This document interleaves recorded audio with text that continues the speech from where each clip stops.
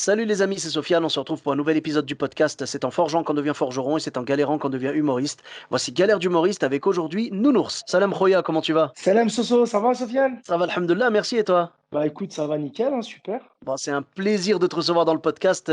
Plaisir Tu as, partagé. tu as été un des premiers humoristes que j'ai connus dans le métier et tout.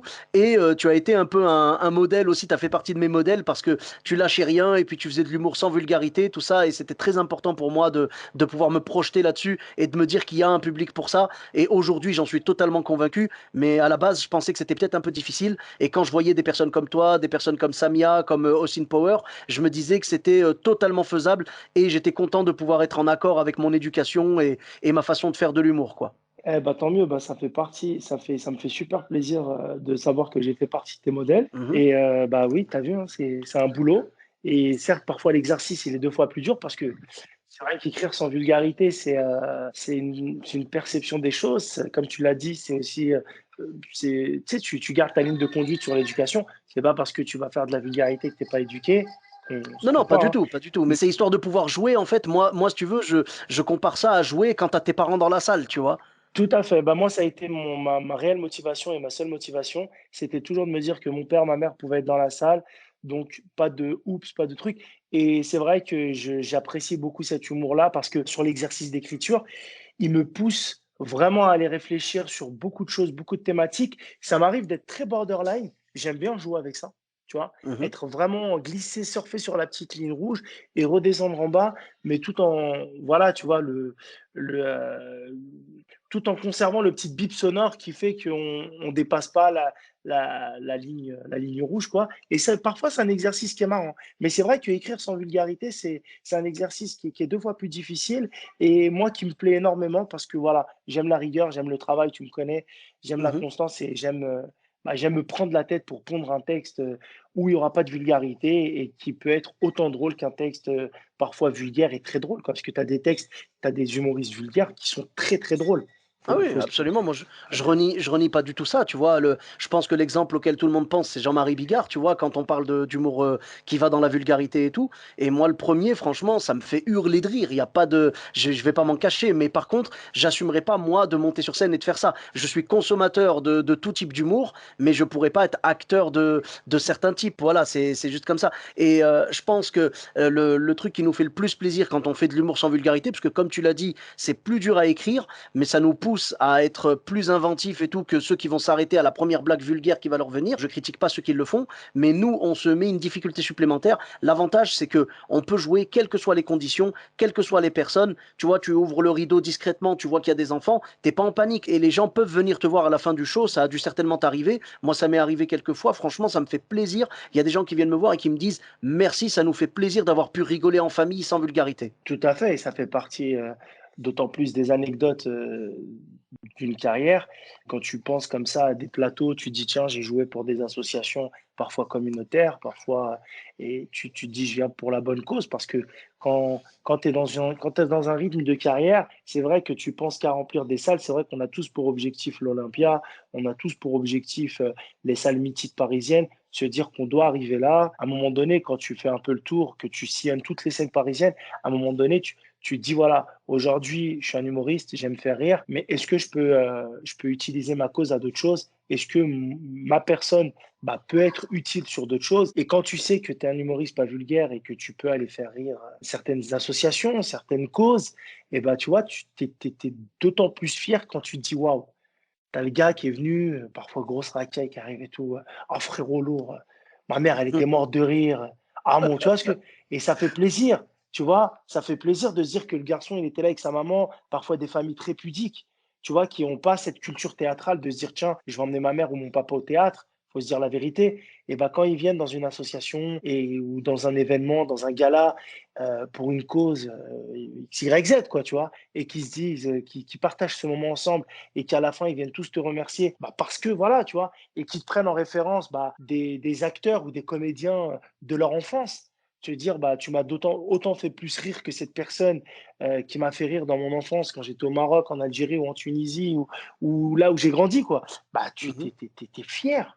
Mmh. Ça fait partie. Certes, on fait ce boulot parce qu'on a besoin aussi de gagner notre vie, mais on n'est pas des gens vénales, hein. Tu sais très bien comment je suis, hein. Tu m'as sollicité pour des causes. Je t'ai répondu présent, Mmh. sans négocier, sans chipoter, te disant voilà.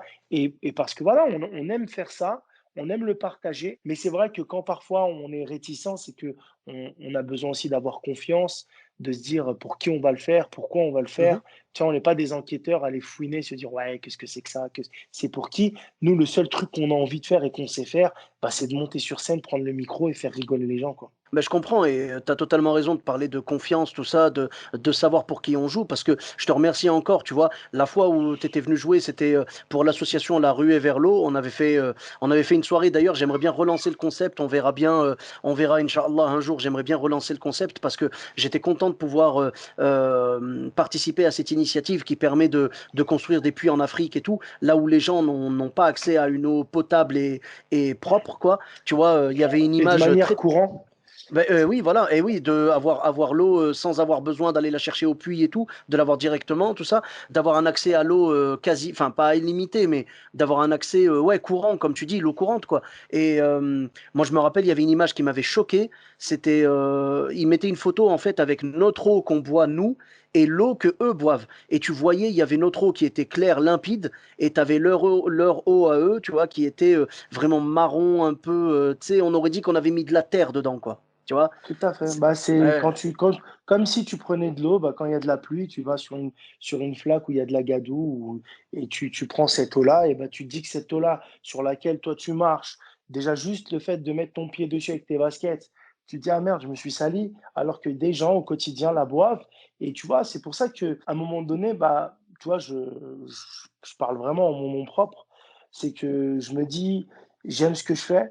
Et quand tu peux servir aussi cette bonne cause, parce que moi, ça m'a permis aussi l'humour de mon métier, bah, de pouvoir faire pas mal de voyages humanitaires et Mmh mh. d'aller, entre guillemets, bah, défendre ces causes, hein, je te le dis Mmh. clairement.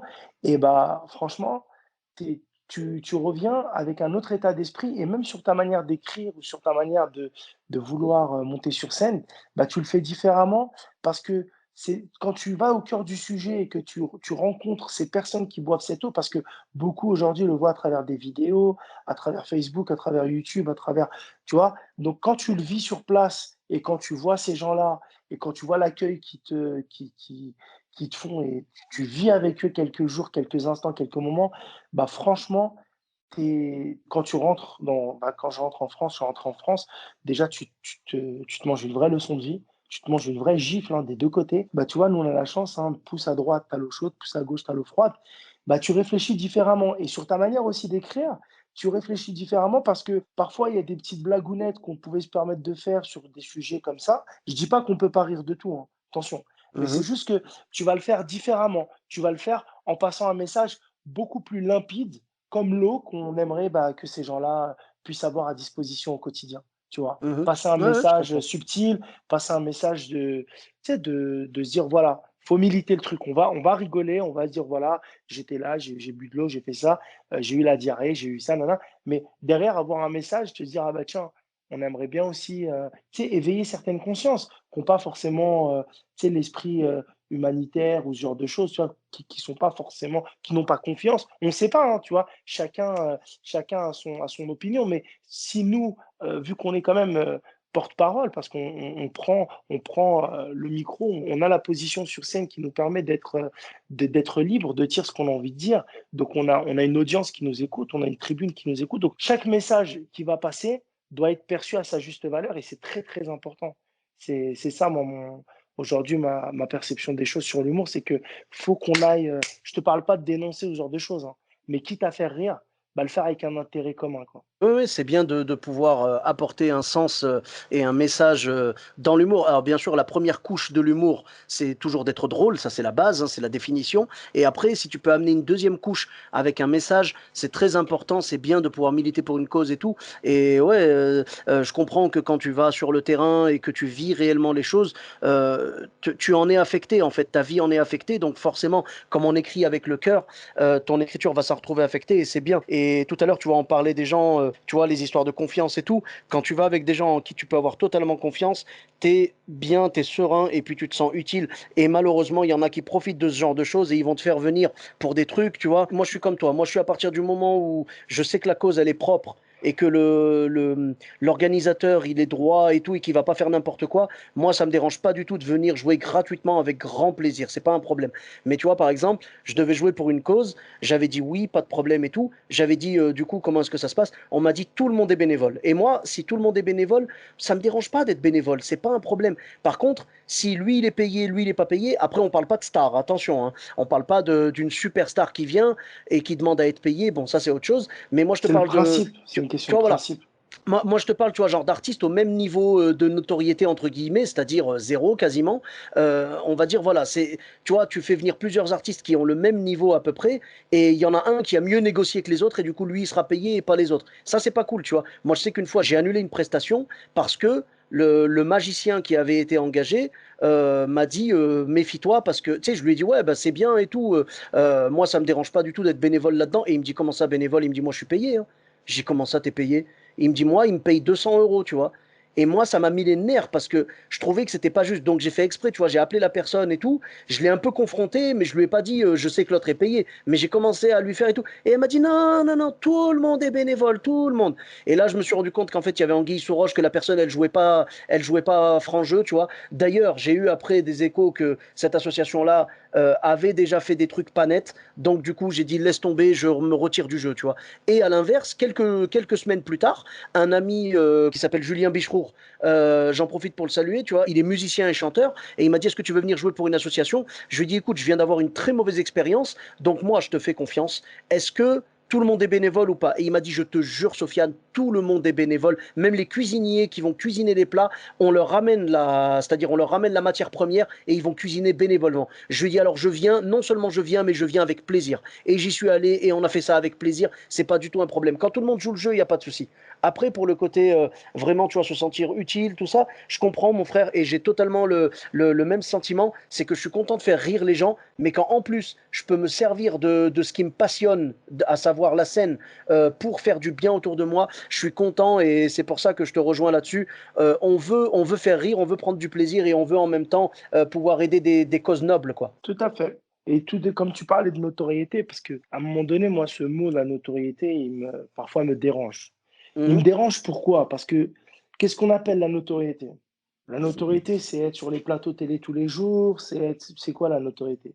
Parce qu'à un moment donné, moi, je suis un indépendant, comme tu le sais, mhm. et j'ai un profond respect pour les personnes qui montent sur scène et qui défendent leur cause et qui parfois, tu le sais, c'est pas facile parce que quand tu montes sur scène, bah, surtout au début, hein, tu manges, excusez-moi le terme, tu manges de la merde parce que c'est pas un mot négatif, hein, au contraire.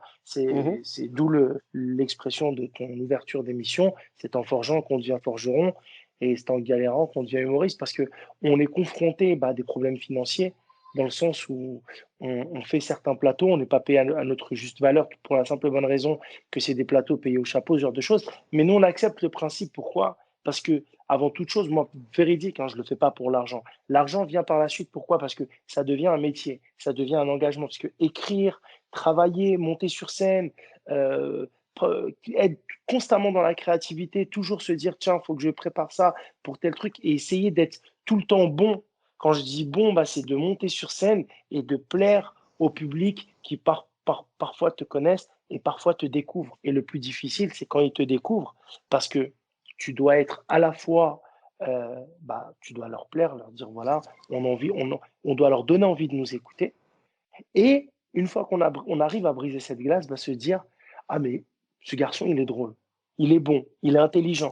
Tu vois? Parce que au-delà du rire, ça fait plaisir, c'est très, très, très, très flatteur et très gratifiant quand le public te dit que, voilà, derrière ton humour, on ressent une intelligence, on ressent que, voilà, il y a du travail. Et c'est là où je reviens sur la notoriété. Par exemple, aujourd'hui, quand on me dit, tu sais, tu as des petits jeunes, hey, t'es connu, toi, tu sais, le mot connu, c'est ce truc, ça gonfle un peu ton ego. Mais moi, ce qui me fait le plus plaisir, c'est de se dire que mon travail est reconnu, au-delà d'être connu. Ah, C'est de se d'accord, je dire, comprends. voilà, tiens, franchement, non, on sait ce que c'est, on connaît sa valeur. On sait que c'est une valeur sûre, on connaît son style, on connaît son truc. Si c'est un mec qui va partir, autant il peut te faire 1 heure en impro, bah, autant il peut rentrer dans un sujet, jouer avec des mots, faire, tu vois. Et ça me fait plaisir. Parce qu'il y a parfois, quand les gens te connaissent pas, après, bon, ça, c'est un petit peu l'effet du Jamel Comedy Club, où le sens, où le rebeu, Renoir, toujours ça parle de mon quartier, mon père, ma mère. Tu sais, c'était les gens se disaient, ouais, ça reste communautaire, alors que non, c'est pas communautaire. Parce que les gens racontent tout simplement ce qu'ils ont Oui, vécu, tu vois. mais c'est ça. Et les gens sont restés sur cette étiquette-là qu'ils ont collée au Jamel Comedy Club, alors que non. Moi, j'ai eu l'occasion de le faire en saison 9. J'ai été invité, ça s'est très très bien passé. J'ai voulu faire ce que j'avais envie de faire. On m'a pas forcément bridé ou filtré, hein. J'ai fait ce que je voulais faire. J'ai proposé ce que j'avais envie de proposer parce que tu as un temps court qui passe sur la télé. Tu dois être punch, punch, punch, punch, punch. Tu n'as pas le temps de poser un style comme quand tu joues ton spectacle. Et tu le sais très bien, Sofiane, quand tu joues en indépendant, bah, on dit notoriété, pas notoriété. Tu as des gens qui sont très connus, hein, très médiatisés et qui ne remplissent malheureusement pas leur salle. Et moi, par exemple, à mon niveau, je pense que toi aussi, parce que je vois que tu vis ta passion, que tu essayes en plus, tu n'es pas de Paris, donc tu essayes de venir à droite, à gauche, conquérir le public. Et c'est un travail qui est doublement plus dur parce que tu n'as pas eu cet impact médiatique qui va te présenter, entre guillemets, à la population pour dire, tiens, voilà, une affiche, un truc. Donc, on a cette fenêtre qui est ouverte au monde qui est Internet et on surfe dessus. Et quand tu viens sur Paris et que tu organises un showcase et que tu arrives à avoir 80 personnes et que tu n'es pas de cette ville, c'est énorme parce que tu as Mhm. des gens qui sont ici sur Paris, qui sont chez Arthur tous les jours, qui sont chez Hanouna, qui sont partout et qui malheureusement n'arrivent pas à remplir leur salle de manière régulière. Et moi, je remercie vraiment les réseaux sociaux, hein, parce que moi, quand j'ai joué au théâtre du gymnase pendant presque 2 ans, j'ai commencé par un créneau qui était le jeudi à 21h30. Donc, on est dans la semaine, boulot, le lendemain, vendredi. Donc, au début, tu flippes, tu as 160 personnes à amener. Et quand tu vois l'impact des réseaux sociaux et surtout quand tu vois l'amour que les gens te portent, que tu ne connais même pas, et qui Mhm. viennent et qui remplissent ta salle, et qui mettent des critiques et qui te valident et qui te disent, quand je te dis la critique, c'est pas forcément la positive, hein, c'est la critique où, franchement, je regardais tes vidéos, Nounours, bon, sans plus, mais sur scène, tu es un monstre. Tu vois, donc c'est Ah. aussi, c'est aussi, c'est aussi surprendre les gens qui te connaissent déjà à travers les vidéos, parce que les vidéos sont pas forcément représentatives de ce que tu fais sur scène, tu vois. Mhm. Et les gens ont D'accord. parfois du mal à assimiler ça. Donc, si je fais sur scène ce que je fais en vidéo, il est où l'intérêt? Je comprends, je comprends. Oui, tu fais un produit d'appel et puis après tu veux que les gens viennent te découvrir. Je voudrais revenir en fait sur ce que tu disais par rapport à la notoriété. Alors je comprends ta définition et je suis totalement d'accord. Il y a autant des gens qui sont en lumière et tout et qui n'arrivent pas à remplir leur salle ou qui n'ont pas enfin, qui honnêtement sont peut-être surévalués. Et dans l'autre sens, il y a beaucoup de gens qui ne sont pas en lumière, qui ne le seront peut-être jamais, mais qui sont de vrais monstres sur scène et qui arrivent à remplir leur salle, tu vois. Il y a des gens qui n'ont pas besoin de cette notoriété pour ça. Moi, quand je te parlais de notoriété par rapport à l'événement caritatif, c'était parce que à chaque fois quand tu mets avec la présence de un tel ou une telle et que c'est quelqu'un qui est reconnu parce qu'il va à la télé, tout ça, on le voit tous les 4 matins. Voilà, c'est autre chose. Les gens se disent on va y aller parce que c'est un produit d'appel, bah, un peu comme toi avec tes vidéos. Après, pour en revenir sur le côté communautaire, je suis d'accord avec toi. C'est pas parce qu'on parle de ce qu'on vit que c'est communautaire, même si tu as vécu dans un quartier ou quoi. Les gens galvaudent trop souvent le sens du mot communautaire. Et même moi, au début, je me trompais, hein, je m'inclus dedans, évidemment. Mais quand j'ai appris ce que c'était, j'ai dit, ah, c'est une bonne nouvelle. Parce que du coup, c'est pas du tout ce qu'on pense. Nous, on pense quand on entend, ouais, il fait de l'humour communautaire, ça veut dire c'est un mec qui parle du bled, c'est un mec qui parle de sa vie au quartier, machin, comme tu as dit, de papa, de maman, tu vois, voilà. Non, Bah, c'est pas ça c'est là, communautaire. c'est par exemple, tu es portugais. Tu vas nous Mhm. parler forcément bon, excusez-moi, hein, un gros bisou à nos amis portugais qui écouteront ce podcast. Mais euh, tu vois, généralement, dans l'humour, on aime bien toujours toucher le cliché. Donc, le portugais, par exemple, qui va te parler que du bâtiment, que de plâtre, que de placo-plâtre, que de briques, que de ciment, que de ça, on ne peut pas le classer dans une catégorie communautaire. C'est-à-dire, à un moment donné, on raconte ce qu'on vit. Tu as un rebeu, tu Mhm. as grandi en cité, tu racontes un petit peu les clichés du bled, ce genre de choses. Tu sais, c'est pas communautaire, ça reste aussi la culture à ta manière. Mais il y a une chose très, très importante, c'est qu'il va falloir, et là intervient le travail de l'humoriste et la qualité de travail, c'est qu'il va falloir rester fédérateur. Il va falloir Exactement. que ce qui Mmh. sort de ta bouche quand tu parles du Maroc, de l'Algérie, de la Tunisie, du Portugal, du Zimbabwe, de l'Inde, de ce que tu veux, il va falloir que la personne qui soit devant toi comprenne le message Mmh. et comprenne la vanne. Tu vois ce Eh que ben, je veux dire?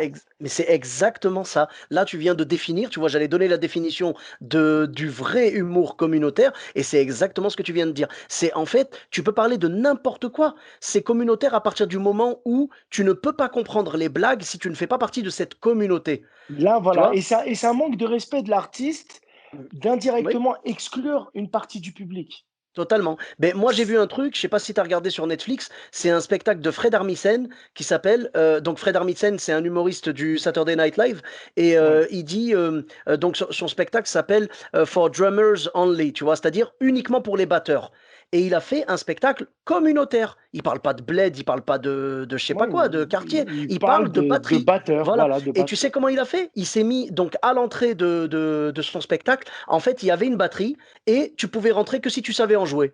Tu vois? D'accord. Donc les mecs, ils se mettaient là, tu sais, il y en a qui ont essayé de s'incruster, mais malheureusement, ils ont pas pu, tu vois, parce qu'ils leur donnaient les baguettes, ils disaient allez, vas-y, et si le mec savait pas jouer de la batterie, ben il pouvait pas rentrer. Et du coup, là, il s'est assuré d'avoir que des gens dans sa salle qui sont des batteurs. Et en effet, j'ai regardé le spectacle parce qu'il est sur Netflix. J'ai regardé le spectacle et franchement, j'ai rien compris. Mais je lui en veux pas parce que c'est uniquement pour les batteurs. J'ai compris quelques blagues, mais il y a beaucoup de blagues qui étaient communautaires dans le sens de si tu fais pas de la batterie, tu comprends pas. Tu Bien vois, sûr. donc là, tu as donné la bonne définition. C'est parler de ce que tu veux. Tu peux parler de n'importe quel pays, de n'importe quelle culture. À partir du moment où tu l'exposes aux gens de façon à ce que même quelqu'un qui n'a rien à voir avec cette culture comprenne tes blagues, ce n'est pas du tout communautaire. C'est de l'humour classique. L'humour communautaire, c'est si tu ne fais pas partie de la communauté dont tu Ouais, parles, eh ben, tu ne comprendras pas les blagues. Voilà. je Et comprends. mais toi, je sais que tu n'es pas du tout communautaire parce que tu parles de tout. Et même quand tu parles de choses qui te ressemblent et qui font partie de ta culture franco-marocaine, je veux dire, tu vas être quand même tout public et les gens vont te comprendre totalement, même si on vient du fin fond de la Norvège, on va comprendre tes blagues. Et je me posais la question justement, puisque c'est le principe du podcast, c'est un petit peu le sujet que tout le monde attend. Quelles sont les anecdotes que tu as vécues, toi, au cours de ta carrière? Alors, moi, les anecdotes, je vais te dire honnêtement, j'en ai vécu beaucoup, beaucoup, beaucoup, beaucoup. La dernière en date, c'était bah, juste après le confinement, Oui. juste après le premier confinement, bah, c'était l'été dernier. Oui, on a pu remonter sur scène entre les 2, oui. Voilà. Donc, moi, j'étais programmé à Angers. Mmh. Et en fait, vu qu'on pouvait pas mettre tout le monde dans la salle, parce qu'en fait, c'est un nouveau restaurant qui a ouvert, en fait, qui est parti dans un concept un peu à l'américaine. Ça veut dire, c'est un restaurant burger, tout ça, et avec une Mmh. salle comme le restaurant est fait comme une salle de spectacle. Et du coup, bah, il peut contenir jusqu'à 150 personnes. Malheureusement, bah, j'ai dû faire 2 sessions, donc j'ai fait 21 heures et 22 heures. Mais le D'accord. problème, c'est que moi, je respecte pas les horaires. Moi, tu me dis, joue 15 minutes. Déjà, moi, c'est une anecdote, les humoristes me connaissent là-dessus.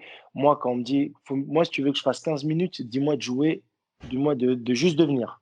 Ne me dis même pas de jouer. Tu me dis juste viens, je vais te faire 15 minutes. Mais si tu me dis fais 15 minutes, c'est clair que je vais faire 30 minutes. C'est pas de ma faute, hein, et je m'en excuse hein, pour les humoristes qui auraient pu mal le prendre, qui attendent derrière le rideau, qui se disent ouais, il Mmh. nous respecte pas, il fait plus le temps que prévu. Moi, c'est comme ça. Moi, je ne sais pas compter le temps, je ne sais pas donner qu'un temps à un public. Moi, j'aime bien, à partir du moment où on kiffe ensemble, j'aime bien donner, j'aime bien donner.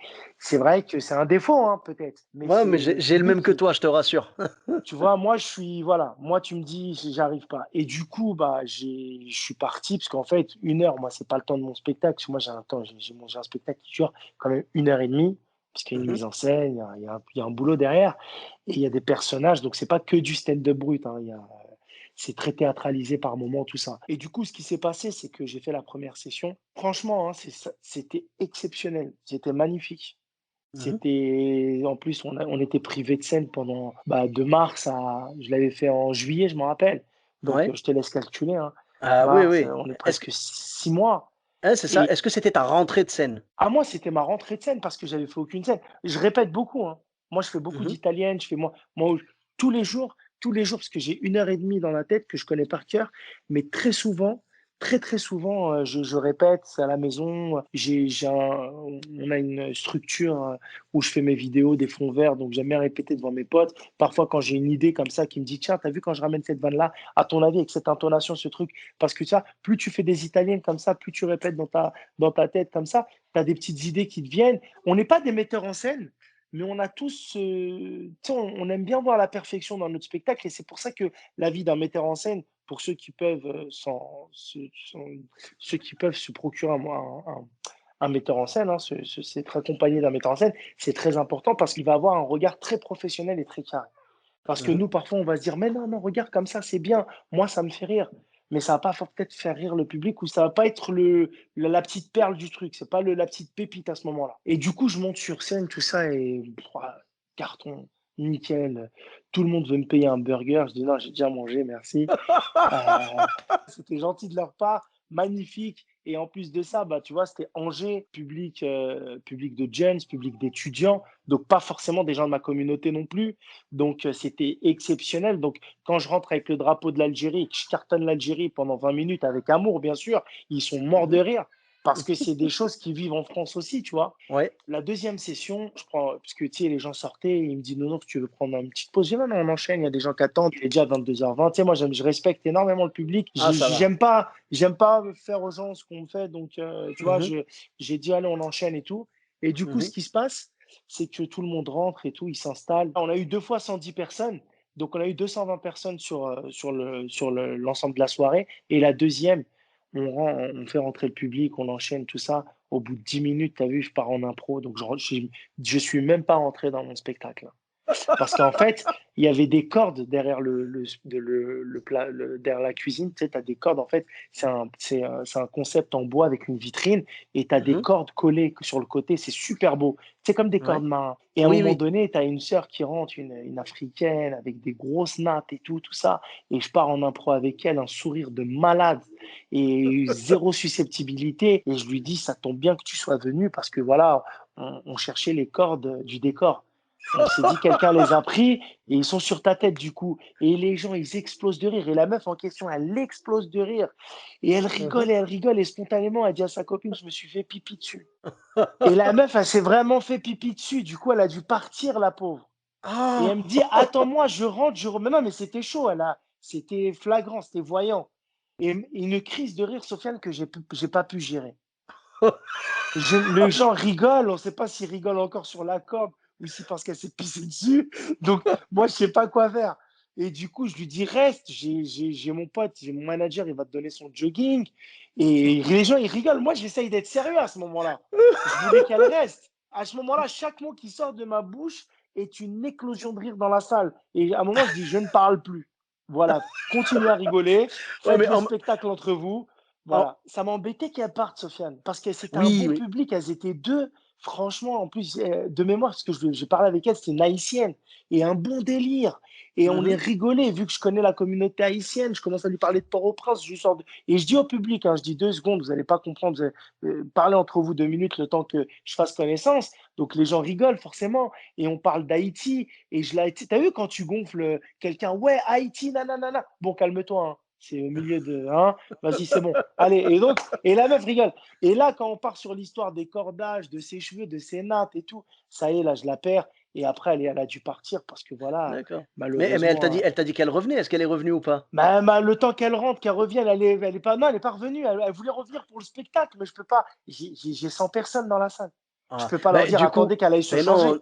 non, non, tu peux pas. Mais du coup, je pense que tu vas retourner jouer, inch'Allah, quand Oui, les scènes seront j'espère, rouvertes. mais Voilà. cette anecdote-là, c'était la dernière en date, hein. Ouais, ouais, Après, mais je veux dire, je veux dire, tu pourras la réinviter, qu'elle revienne voir le spectacle en entier. oui, mais bien sûr, en plus, je crois, elle me follow sur Insta parce elle m'avait envoyé un message bah, le lendemain pour me dire, regarde, j'ai pas, et tu sais, ça, c'est un message, tu sais bien que tu me fasses penser.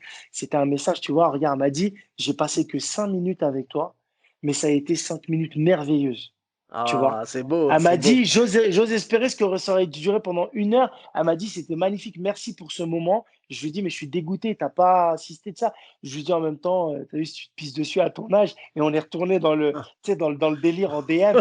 Et après, voilà. Mais c'est clair que cette fille, si je reviens à Angers ou si Oui, elle me voilà. contacte sur Insta, parce que je me rappelle un peu de son pseudo, il va de soi que je l'invite en guest et qu'elle soit, parce que c'était franchement, pour moi, humoriste, c'était une pure bouffée d'oxygène. C'était un Ah pur ouais. moment de bonheur.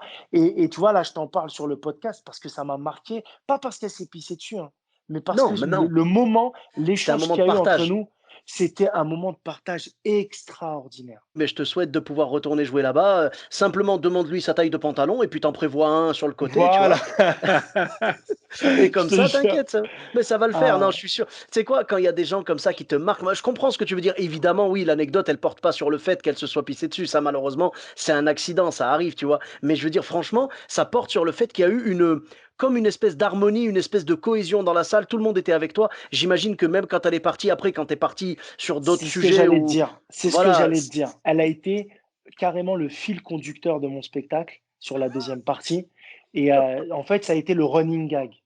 ouais, genre De heureusement même, qu'elle était pas là, sinon non, non, non, ouais, non, non, c'est même pas ça. C'est que dès que je rebondissais sur une vanne, sur une vanne de mon spectacle ou un truc, je l'intégrais à des moments, je me rappelle pas là tout de suite, parce que tu sais, des conneries, Sofiane, on m'en dit toute la journée. Tu te rappelles pas du contenu exact, tu vois. Mais ça a été le running mhm, gag, ça a été le fil conducteur.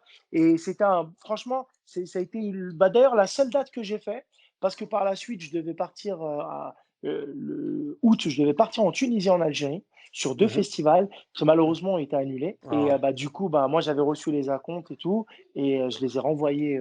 J'ai dit à mon manager de leur renvoyer. Et donc, j'ai dû rembourser les organisateurs sans qu'ils me le demandent parce que c'est un principe. Les mecs, oui, bien ils sûr. galèrent, ils ont Ouais. des établissements à faire vivre. En plus, on parlait pas de petites sommes, donc j'ai remboursé les organisateurs et ils ont apprécié le geste. Et tu vois, en fait, c'est comme ça, en fait, que à un moment donné, tu vois, les gens nous respectent, nous apprécient. Il y a le côté humain parce qu'il y a Mhm. beaucoup de gens qui font 2 000 3 000 followers sur Insta qui disent ouais, parle à mon manager. Non, c'est pas comme ça. Si tu perds le côté humain, si tu perds le côté proximité, c'est vrai qu'il faut pas trop en avoir. Parce que moi, on parlait d'anecdotes. Il y a un jour, j'ai fait mon spectacle, j'étais trop proche du public, trop d'interactions et ça m'a saoulé. Je l'ai ressenti à travers mes interventions en improvisation parce que j'étais plus sec que d'habitude. Alors que Ah, d'habitude, quand je fais des interventions en impro, c'est toujours bonne ambiance. Ça veut mhm. dire que c'est Ouais, toujours t'avais peut-être perdu un peu le côté séduire le public, quoi. en fait, si, mais c'était vu qu'ils étaient trop dans la répartie, ça veut dire qu'à un moment donné, j'ai dit mince, j'aurais pas dû leur donner trop Ah, t'as j'aurais trop pas ouvert dû. la porte, quoi. Voilà, j'ai trop ouvert la porte. Et après, il y a un spectacle parce qu'il y a d'autres personnes qui sont là, qui attendent de voir Nounours, de voir ce que Mhm, Nounours a à nous dire.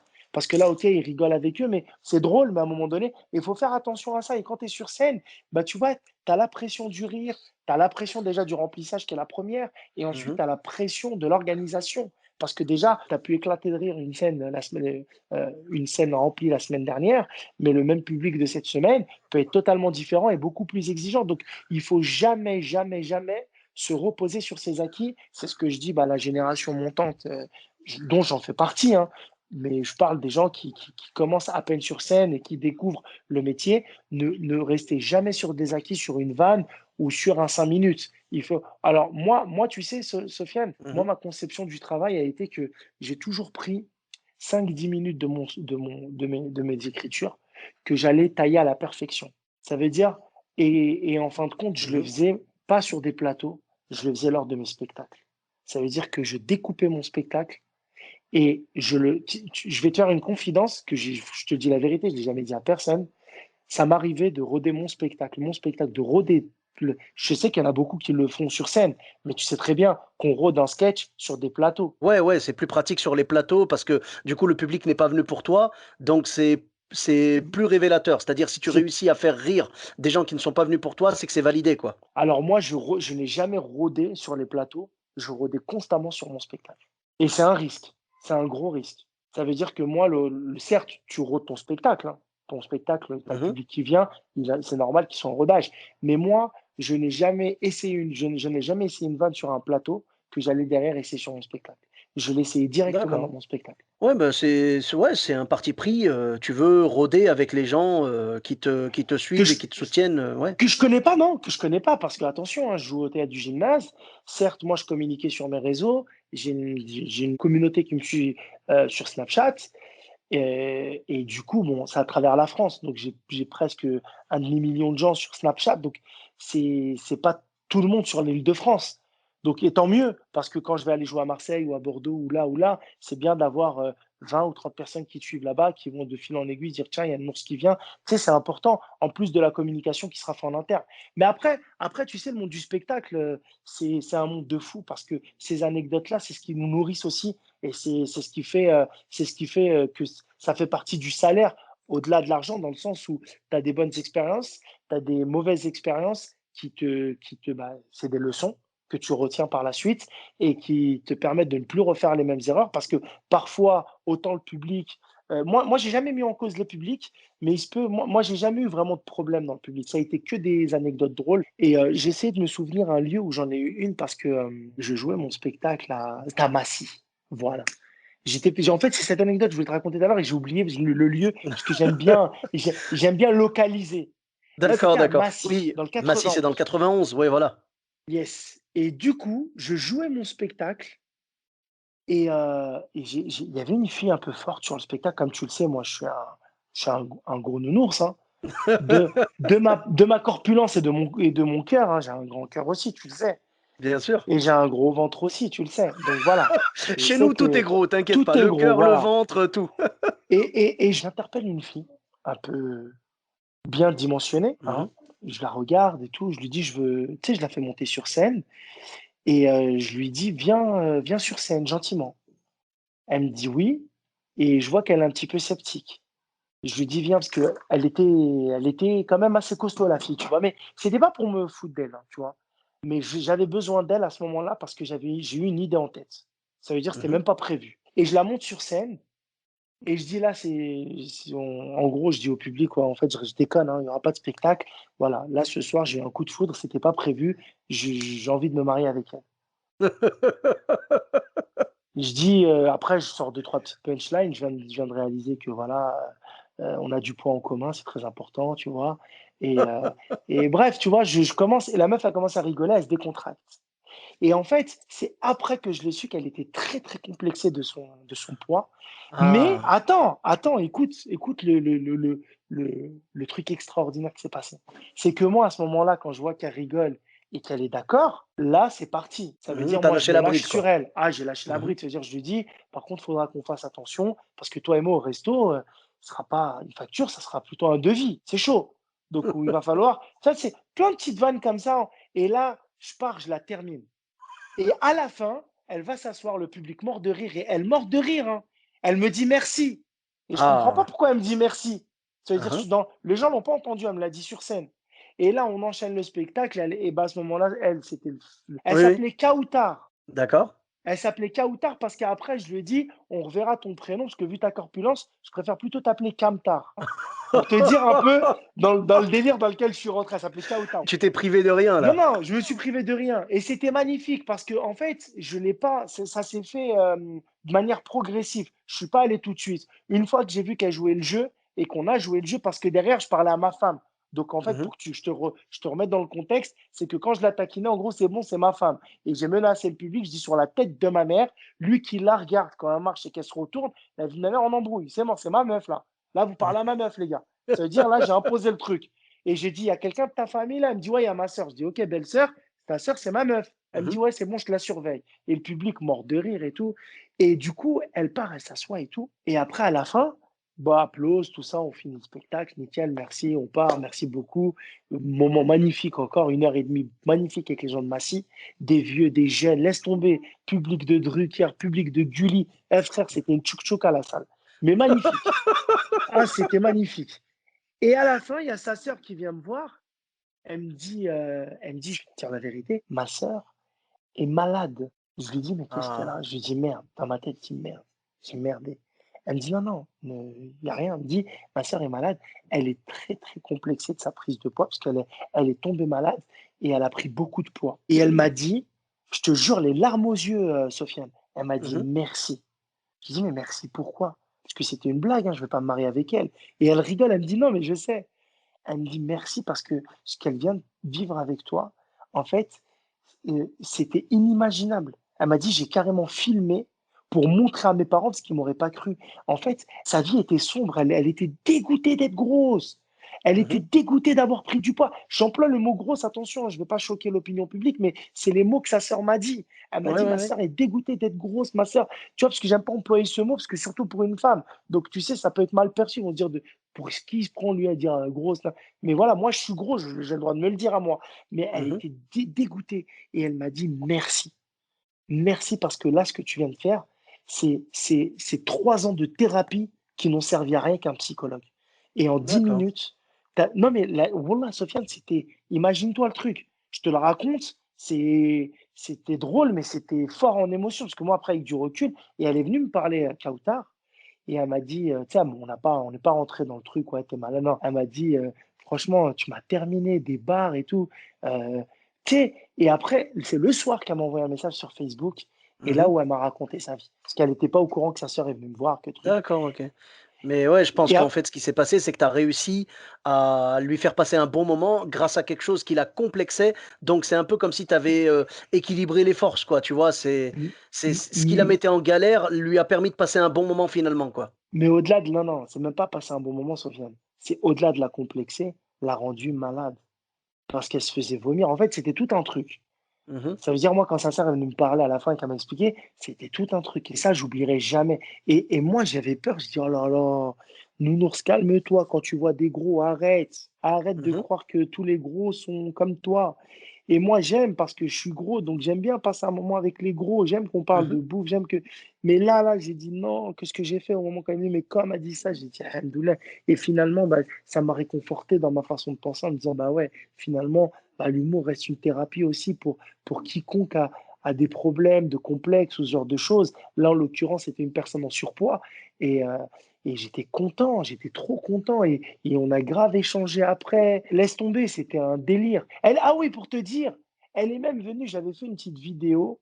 J'avais fait une petite vidéo, en fait, une petite web série que je voulais faire pour le Ramadan il y a 3 ans. Et Mhm. mais j'ai pas, on était tellement pris par le temps, on a plein de rush, on a tourné, on a monté 20 épisodes et que j'ai jamais lancé parce que malheureusement, moi, je travaille au détail et pourtant, j'ai payé très cher, hein, parce que j'ai fait venir une vraie équipe de tournage et tout, hein. C'est pas juste un mec avec sa Canon qui Mhm. venait filmer. Il y a une équipe de lumière, prise de son, c'était une vraie équipe. Et je l'ai lancé parce que par souci du détail, ça me plaisait pas et j'ai dit non, je le lance pas. Et elle est venue et a joué le rôle. Et pour te dire, à un moment donné, il y a une scène, il y a une scène qui se fait où je lui présente ma mère. Et quand ma mère, elle la voit, elle court et elle agrippe le frigo et elle regarde ma meuf, elle lui dit, tu touches pas à mon frigo, c'est mon frigo. Tu vois le délire?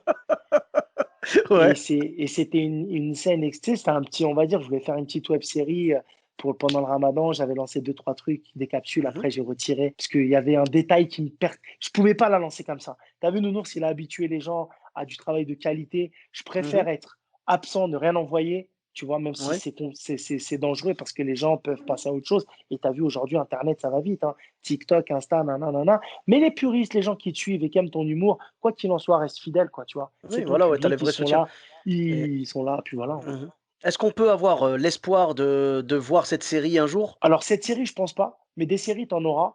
Et cette série, ces idées-là, je pense que je les réadapterai. Ça, c'est la base, tu vois. D'accord. Ça, je les réadapterai. Mais les idées, le contenu, parce que j'ai quand même du. Franchement, ne le prends pas pour prétentieux, hein, mais je te jure, Sofiane, il y a des punchlines visuelles, elles sont extraordinaires.